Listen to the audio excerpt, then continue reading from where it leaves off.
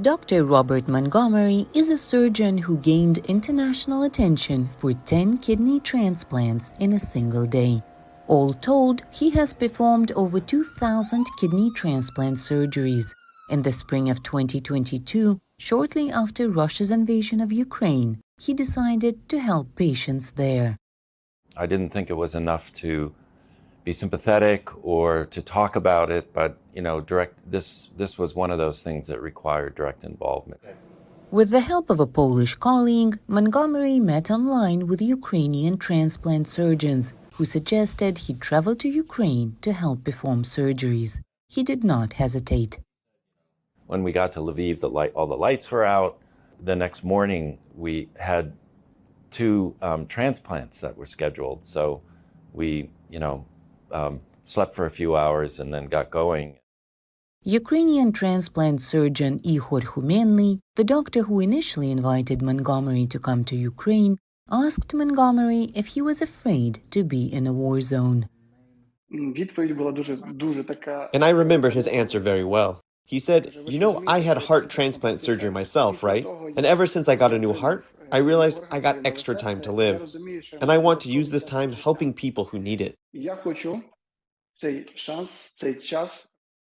Montgomery spent a week in Lviv and performed 4 transplant surgeries. He says they were all a success. The surgeon says he also found other ways to help. But the whole time I was there, I was writing down the things that, could really benefit from new instruments and equipment and things like that. So I wrote all those things down while I was there because I felt like, okay, when I go back to the U.S., maybe I can raise some money. Back home, he managed to raise some $300,000 that his clinic used to buy equipment for Ukrainian hospitals. He delivered it on his second trip to Ukraine in October 2022. He says the constant shelling of energy and other infrastructure sites made work very stressful and difficult.